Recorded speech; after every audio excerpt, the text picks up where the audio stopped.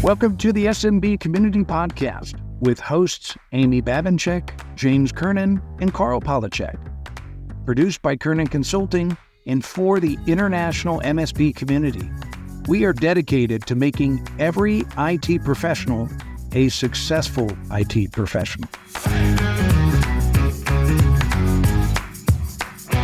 Hey everybody, welcome back to the SMB Community Podcast. This is James Kernan with Kernan Consulting, and I am back with my good friend Amy Babinchek. Hey Amy. Hey James. How's it going? It's going good. Going good. So how was your weekend? Anything exciting? It was a good weekend for me. It was a so-so weekend for my alma mater. Congratulations to It- Cornhuskers, by the way. Well, thank you. Yeah, exciting. I was actually physically there with my bunch of family members. A lot of people came in town to enjoy the good weather, but what a game. What a game. It was kind of a shootout at the end, and the Huskers prevailed, but I don't know if either team played really, really well. Lots of No, goof-ups. I'm glad you were there. I'm sure it's always a blast to be at games in person. Yeah. I was at a restaurant ready to watch the whole game. I ended up watching half of it, and then at halftime we went home because I was just disappointed in the performance of the team. Our quarterback threw some ridiculous interceptions to you guys. It's like, here, half the ball. Thank you. Thank you, by Yeah. the way. Yes. And, and so, at that point I was like, oh, honestly, if the score should be worse than it is. Yeah. So yeah, both teams had a lot of problems, and wasn't the best showing, I don't think, for either of them. But you win some, you lose some. That's part of the fun of college football, actually. Yeah. Well, it was it was a tough game, and there's a lot of talent on both sides, and there were also statistically, both teams didn't do very well at all on offense. Yeah. And it was a fairly high scoring game, I think 38-27, but there were also multiple touchdowns that got called back because of penalties. So a lot of big plays got called back, a lot of mistakes, but anyway, a lot of fun. I love college football. This is my favorite time of the year, coming into the holidays. So it was just good to be there, and fun to see the Spartans play the Huskers. So good stuff. Good stuff. It was good stuff, and I'm glad the weather was cooperating. It's like 85 degrees here, and sunny and hot and dry, and it's been that way almost the whole month. Yeah. We're in a drought, but I saw that you're sending rain our way tomorrow. I think it's going to be delivered tomorrow to you because it's hitting us Okay. today. So Awesome. yeah, game time, I think, was in the low 90s and breezy, and then it was warm on Sunday, and all of a sudden the weather changed last night, but you've got the mid 50s and rain, so get ready for it to cool off. Fall is on the way. Yeah, the leaves are getting all pretty here, but the weather has definitely not been fall yet. So anyhow, I'm just excited for the rain. My God, I saw a thing that said that like 90% of our state is at 0 percentage water in the soil, surface soil. Boy, I didn't know it was that bad. Yeah, it's been really bad. And we've all right. Well, hey, that's enough of the weather. I know everybody wants the weather report, but we're going to dive into question of the week. It's not that sexy of a question. In all requests, please send in your requests. We love talking about them. But I think Even if they're not sexy. Even if they're not sexy, but this one's a really important one. So I think it's important that we do talk about it and elaborate. But the question came in, there's a little backstory to it. I'll fill in the gaps. But the question was, how can I improve my monthly cash flow? So this is an MSP. They basically bill everything that they do, time and materials and any managed service that they have, product services. They just send invoices out and wait to collect on them. And, collecting invoices that's not our forte, so Anyway, what would you say? How would you improve monthly cash flow? What are some things that come to mind, Amy? Well, one of the first things that comes to mind is to make sure that things aren't eating into your cash flow that shouldn't be. Mhm. So, my when I remembered hearing my dad say like, "Oh, I would never hire a painter that can't afford to buy his own paint." And when I started my business, that like stuck in my head, so I thought I Mhm. could go It's a out good and saying. buy all of the equipment for the projects that we were doing. Um, and it turns out, no, you don't have to do that. So I flipped that around, which dramatically bettered my cash flow and required everything be purchased, paid for upfront. Right. So there's no reason for you to be the bank on these things. Recurring Right. services and equipment, software, that stuff should all be prepaid up front. And that will often solve a lot of cash flow problems. The other thing I would recommend, and I know some people are really hot on credit card points, um, forget it. Don't put stuff on your credit card because you'll be tempted not to pay it off at the end of the month. Um, and just get that money up front and keep a very tight ship. Yep. Yep. Yeah, there's plenty of opportunities to get credit card points, but I agree. I would look at all your monthly subscription income, all your contractual subscription income, and on you want to automate all of that. So on the first of every month, you invoice and automatically collect payment for that month's service. So I would do that first and foremost. One of the first goals I always set with clients of mine is I want to find out what their monthly break even point is. How much profit do they need to bring in the business to pay all their bills for that Mhm. month? And that's normally the MRR goal. And Yeah. I always say, what a beautiful thing if on the first of the month you invoice and collect, and that money drops right in your account, all of your expenses for that month. So I agree. You should collect all that, and then you'd brought up already on projects and like product orders. Collect up front on that as well. You should always at least have a deposit, 50% deposit, maybe if it's a project, and if they won't prepay. We used to sell prepaid blocks of time as projects to discount it, and or we'll do milestone billing, but they had to pay something up front. You don't want to be upside down on those projects, and then most customers are used to on product orders. You got to collect the check up front because you got to buy all the equipment, before you can go install it. So Yeah. Yep. implement some of those things for sure. Yeah, that's some really good advice. So one of the things you really need to look at is to actually see what is your monthly burn. Hmm. Most people don't have that number. It's Right. not really readily available in your books. You're going to have to sit down and do a little math and figure that out. How much do you actually spend? And when you do that, it'll be a scary number because it'll be the first time you've seen it and you go, oh man, I got to make $55,000, in order to Right. in order to break even, but you need to know that number. And then if you're not hitting that number at some point, why not, right? Find out where at what point are you getting pinched and why, why are the numbers not working out right? Like sometimes you can, if you do have debt payments, oftentimes you can move those a little bit, when that payment date is due so that Right. you've got the money in from those monthly reoccurrings before that payment comes due or before that big health insurance bill comes due. So, it takes a little bit of sleuthing, but it's a very important thing to take a look at and find out just the why, not the actual number. Yeah. Yeah. When I ran my companies, I was a numbers junkie, but I wanted to know all the way down to each day. I knew how much we had to invoice Mhm. uh, in order for us to make a profit that day, and that was always our daily goal, weekly goal, monthly goal, and so on. I wanted to drill down, so that Yeah.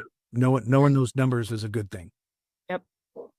All right, so some industry news, there's a new channel leader at Microsoft. I think you saw that article earlier, Amy. It looks like a Cisco executive, Alexandra Zaguri, was named vice president of global channel sales. So, Yeah. Typically Microsoft has hired from within for that position. So, Mhm. um, which often meant that I had had some interaction with that person, before they got that role. You'd kind of see them coming up. Um, this person, I don't know, never heard of her because she's coming out of Cisco.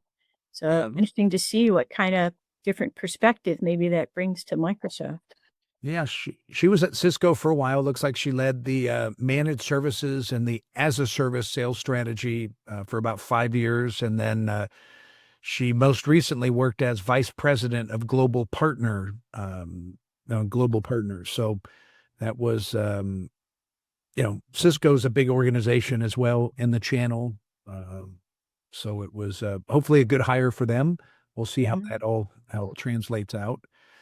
And then actually there was one we just chatted about. The OpenText was in the news with their cybersecurity survey that came out. Did you see that one?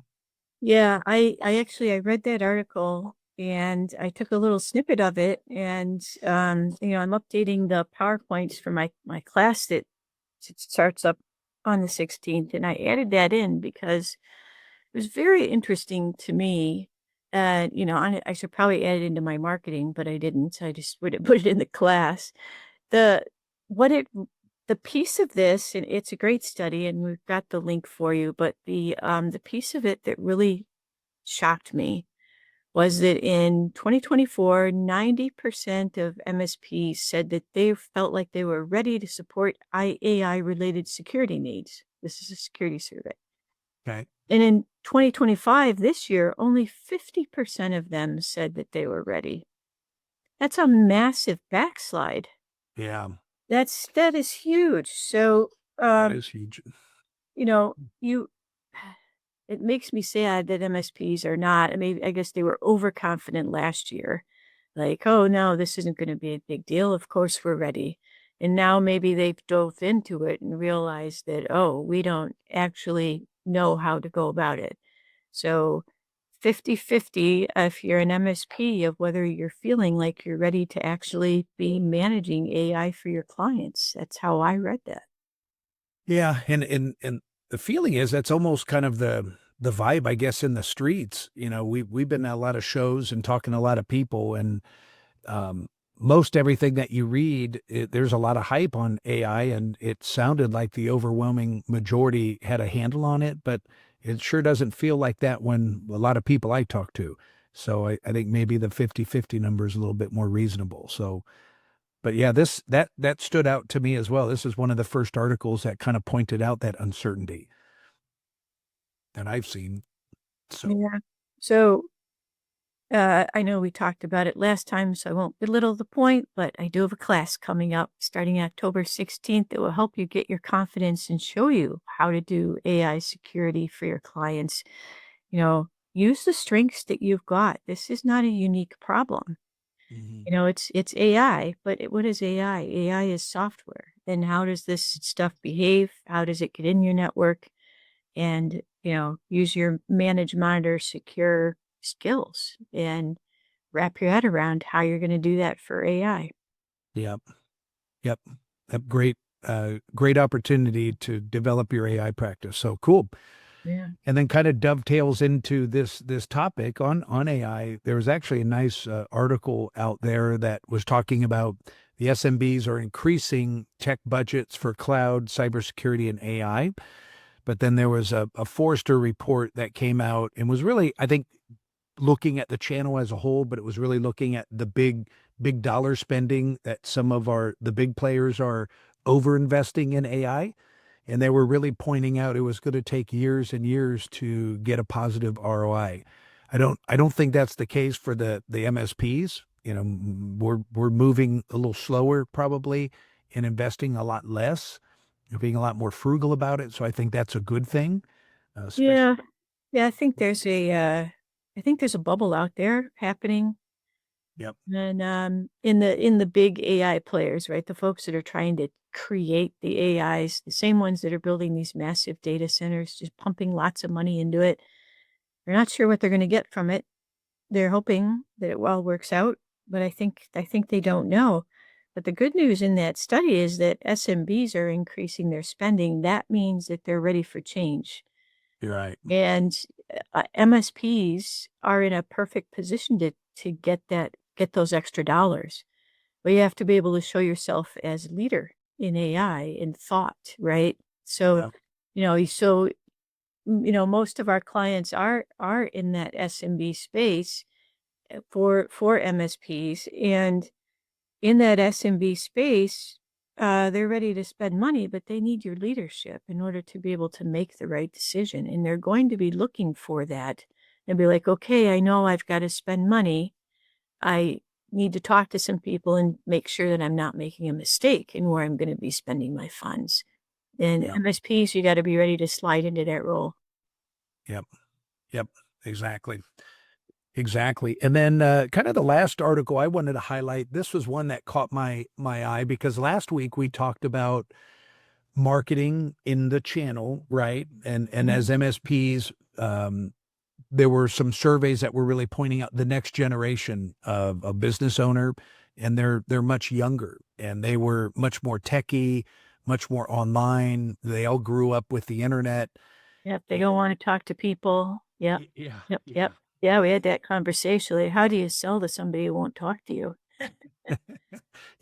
Through text and chat and things like that. But this article was kind of the opposite. It was an interesting one. It was really talking about silver startups are on the rise.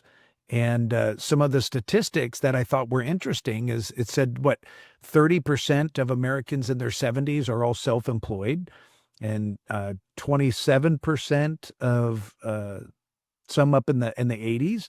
So the 70s and 80s, there's a lot of new businesses being formed by smart people, maybe in the channel that maybe sold their business and retired for a while, but then they're coming back on because of all the economic uncertainties, and have got new businesses going. So I thought that was Well, kind of cool. once you're an entrepreneur, it's hard to stop. Yeah, exactly. Hey, we take that message. But, I read a similar article, slightly different numbers, that did say that 25% of people in their 70s are still working in some capacity, generally part time, Yeah, but that they're continuing to work and they're doing it not because they're broke necessarily, but because they're healthy.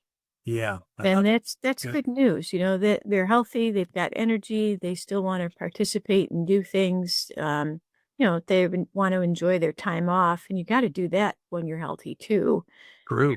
Don't wait till you're 90 and say, "Oh, and now I'm gonna Go on my cruise go on a cruise and yeah, in my wheelchair. go out and hike the Appalachian Trail." It's not going to happen.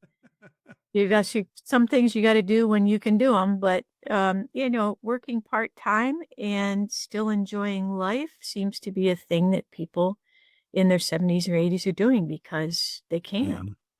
can. And I don't want to make light of something you just said. I think it's really important. I want to emphasize something, Amy's point of, don't wait too long before you go out and enjoy life. And I see that. I see this all the time.